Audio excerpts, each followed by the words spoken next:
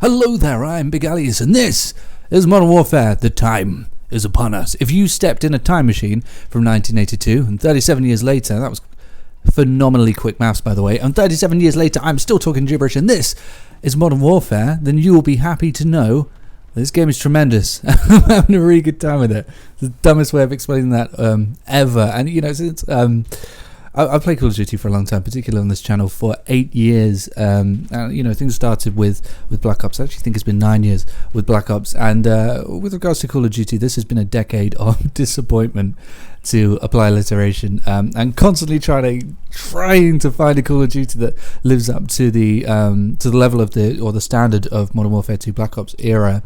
And for a lot of people, you know, drawing on nostalgia and things like that, they like to talk about how, you know, certain games that weren't received well and just aren't good games actually were. But in reality, this decade has just been not very good for Call of Duty. The standard has definitely slipped. I think when, you know, in order to talk about Modern Warfare and why I like it so much is to, you know, I have to talk about the core of what makes a good Call of Duty game so good. And, you know, when Call of Duty took off and when it exploded with Call of Duty 4, there were so many arena shooters that already existed. And if you can hear things happening outside of there's a spaceship just bloody land in my garden. But when you look at what makes Call of Duty so good, it's the way in which it flows. It's the movement speed, the movement animations, the maps, the way that they're designed, and the way that the weapons are designed alongside the maps. And everything just works so homogeneously. You know, the smooth 60 FPS and stuff like that, which wasn't a staple of gaming at the time. And the weapons and the progressions and stuff like that. But overall, on a gameplay level, everything has to kind of flow well with everything else. And there really wasn't any, aside for Halo 3, but that's a video for another day, there really weren't any other games sort of doing that and doing it in such a mastered way. And it got better and better and better, and obviously with Modern Warfare 2 the maps expanded and got bigger and more complex, and really on a precise level just altered everything in order to make everything just flow even better. And when it came to Black Ops, I think that was the pinnacle of that, you know, like upping the time to kill, altering the map design slightly, and the weapons. Overall, sort of just everything just felt as though it really worked well together. And then obviously the reason I complain about the drop off with Modern Warfare 3 is because they just sort of threw all of that out of the window for the sake of, let's give them fast, super action, awesome, super mega awesome gameplay. And let's just have it be balls to walls Michael Bay action. And unfortunately, by doing that, you know, you sacrifice things like flow and things that sort of require the guns to be a bit heavier and the gameplay to be a bit slower. And I think it just sort of messed with that harmony, and that carried through to every game that came after it. And the reason I love Modern Warfare so much, and the reason I'm so impressed with Modern Warfare, is for the first bloody goddamn time, it feels like it does home in on that key element, and like it does have that signature Call of Duty style that you can't really find anywhere else. And there is something slightly, you know, less tangible about it that just works. So, you know, as Todd Howard would say, it just works, man.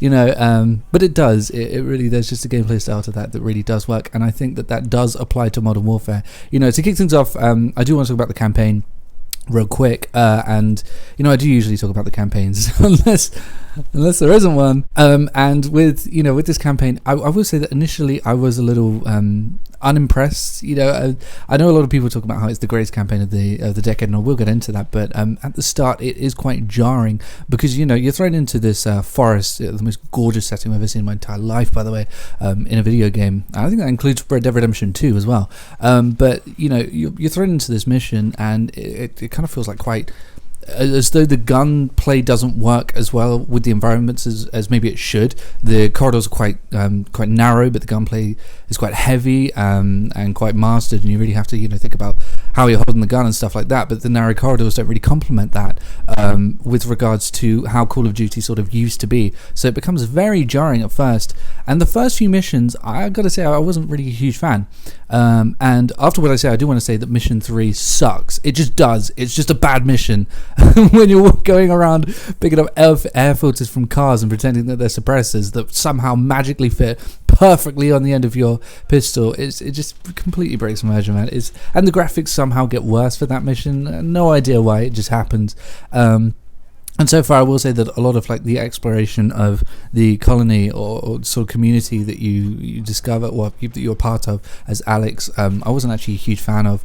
But then as it progresses, you get to mission 5, and God, I think it's mission 5, the London mission, the house mission, the thing you see in the trailers, the one that everybody's talking about. My God, it is so good. I think it could potentially be the best Call of Duty mission I've ever played. Definitely on a visceral level, on a pure like audio-visual experience level. It is the best Call of Duty mission of all time. And I know that they do that again in the campaign, probably a couple of times, which I haven't finished, by the way, but I am a fair way through it. But it's on an audio-visual level, man. It's just the fact that it hits you the first time and you really don't expect it. They really do. They play with a lot of stuff, and I think that continues on through the campaign. In the next mission, you do begin to get a grasp of the gameplay style, and then it opens up into a fantastic hospital scene, which is absolutely brilliant. And sort of as the campaign progresses, you begin to learn actually, how the gameplay flows and how it works in the campaign. It is actually quite a bit slower and quite different to the multiplayer in the campaign. However, once you get used to that, you actually learn that maybe there was a reason that the game played like that in the first few missions, except for mission 3, which sucked. And it sort of does all start to come together, and I think there may be a mission structure issue there where, learning about the gameplay style and then appreciating the missions prior is not such a great thing. Post those missions isn't such a great thing, but it does work overall. And right now I absolutely adore the campaign. The campaign I feel so great about it, and I think that they do a lot to mix up the gameplay. Of course they do, as a lot of people have been saying, but I think that they do a lot of subtle things to not just enhance realism, but just give you more of a real take on the situation that you're in. You may not have noticed that the communication with the microphones, the filter that they use is slightly different, I think. There's no soundtrack during most gameplay moments. That's just during cinematics.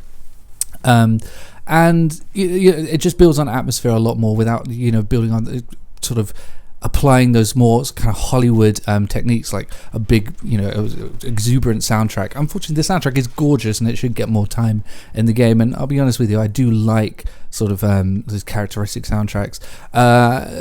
The cutscenes are okay. I want to talk about the cutscenes. So, firstly, I want to say, the previous games were Michael Bay. This is Christopher Nolan. I mean, there's a lot of like cross-cutting between two different events, and the allowing the soundtrack to sort of build the tempo and be part of the tempo with the drums, and it really builds like a ticking clock in a way that something like Dunkirk or maybe even Mad Max Fury Road would do.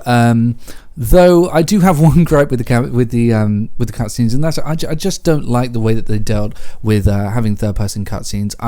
I guess I'm okay with third-person cutscenes. I've always preferred first-person cutscenes with regards to Call of Duty. It's just so much more immersive, and it feels less forced and less Hollywood.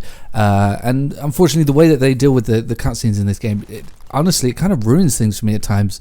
It will like pan into somebody's eye and then, man, this sucks. It goes from full screen to widescreen, and you see it happen. You see the transitions. The bars kind of like zoom in. They come in, and it completely takes me out of the immersion sometimes. Completely breaks it. And sometimes mid-mission, like when you go down a mine shaft, and then you go down in first person, and then it switches to third person, goes into widescreen. There's just no need for it. It really feels like unnecessary, so unnecessary. Though that being said, I think aside from that, and I would maybe have liked some soundtrack, but I do see why they wouldn't have the soundtrack. There are so many reasons why this campaign is absolutely is absolutely fantastic. It's not just explosive. It does try a lot of different elements, like using light and using sound. More so, and Spec Ops, I kind of tried for a few minutes. I don't really know too much about it, I'll be honest. But it's incredibly hard, and I've noticed that it has 4-player matchmaking, which I do appreciate, but I just don't get the same sort of excitement from the way that they've sort of delivered it, as far as I can tell, that I did with the original Spec Ops, which is a real shame. That's how it is. And now, of course, multiplayer, the reason that a lot of people we'll play this game, and sort of the future of this game on this channel, if I do continue to make videos about it. And well, I will absolutely open by saying I do want to, and I do plan to. I have not been so impressed with a multiplayer in Call of Duty since Black Ops 1. Seriously, in this whole decade, in this entire decade, if you don't include 2010 as a year in this decade, which it absolutely is, but let's forget about that. This is the best multiplayer experience in Call of Duty. It is fantastic. And the reason I talked about that flow, the reason I talked about what makes Call of Duty so great, is so that I can say this. Modern Warfare, for the first time this decade, if you don't include 2010, absolutely encompasses all of those elements. It absolutely encompasses what makes a great Call of Duty game, and I think that's because of the engine switch and the change in in the way that animations are dealt with and the way that the engine looks. It's a lot cleaner and stuff like that. But overall, there's just so much more of a flow to the weapons, and yes, they feel heavier. And yes, that can be a bit jarring, and they're a bit slower. But once you master that, once you master the way in which the weapons wobble, then you do begin to sort of uncover and dig up this absolutely brilliantly homogeneous animation style that they've got going on. The sway does actually work incredibly well with the other animations like the sprint and aiming down sights, and when you can master working between all three at once, then you really unlock the ability to do well and to enjoy doing well. In Black Ops 4, even when I'm doing well, I'm really not enjoying myself. It just feels so, I've said before, I've said in my last video actually, that it feels so clunky that I just don't even enjoy doing well. But in Modern Warfare, when everything comes together and when everything works, it's incredibly rewarding knowing that I had to take that guy out from a distance, or I had to get myself into this position, or particularly, in this game more than many recent Call of Duties, I had to move with my team. I had to figure out that guy died over there. So if I go left, or if I go right, or if I go through this house, which gives me the best chance that I could possibly stand. And I think that works well with all the different size maps too. I play in quick play, which sort of mixes up the small and the big maps, which initially I thought would be an issue. I thought that I wouldn't like going from that to that to that to that, but it actually works tremendously well. You don't really have to put yourself in a particular headspace in order to tackle those bigger maps. You're there. I mean, it becomes familiar, and you recognize the space that you're in, and so you can work with that. And it's so great. My favorite map in of the larger maps is the one with the crane.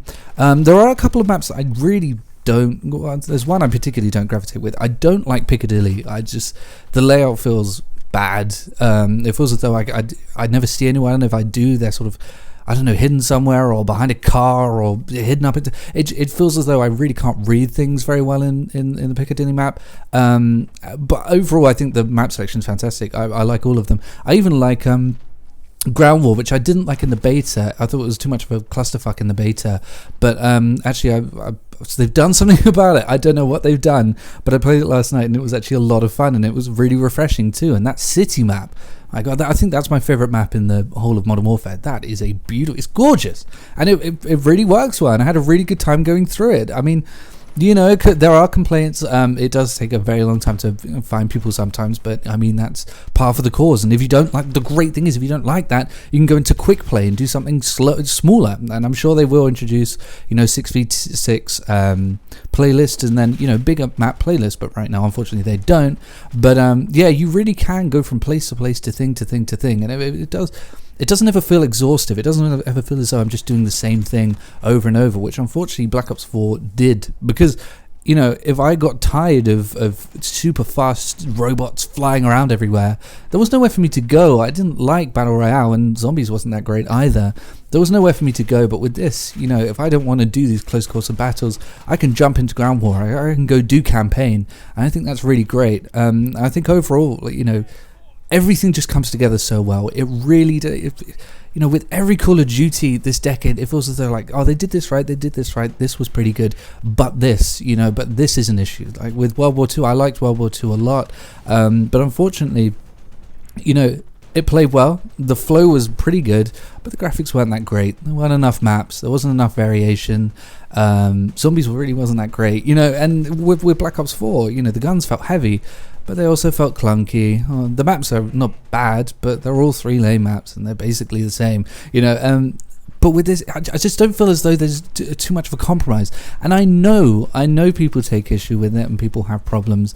And I am seeing a lot of pro players and people who make a living off of being good at Call of Duty are completely up in arms and they're not very happy about where Call of Duty's gone, because now you can't.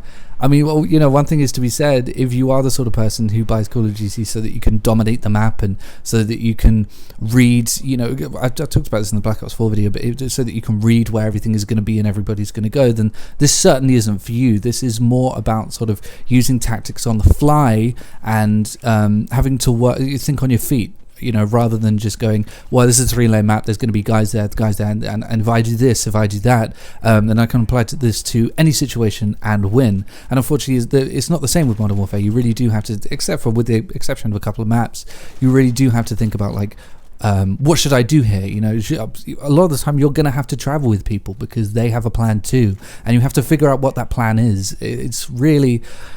It's so much more thoroughbred than anything that's come this decade. So, in summary, you know, is the game worth it? Of course it is.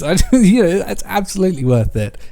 Yeah, it's fantastic. Is it good? Yes. Is it worth it? It's worth every penny, definitely. Especially as we're going to be getting free maps coming soon, in lieu of having some sort of battle pass system. I'd absolutely recommend this game. Where would I put it? You know, with regards to the rest of the rankings. I think it might, at the moment, and you know, things will change, but at the moment, I'm going to put it level 3rd with Call of Duty 4. Now, Black Ops 1 will be first, Modern Warfare 2 absolutely second, and for 3rd place, I'm trying to figure out whether Call of Duty 4 or, you know, this other Modern Warfare it should be number 3. It's that good. It really is that good. I'm having such a great time with it, so I look forward to more videos. So yeah, I guess in summary to what I'm talking about, you know, after a decade of looking, a decade of searching, a decade of disappointment, I finally found my successor to Black Ops 1, and it's Modern Warfare 4.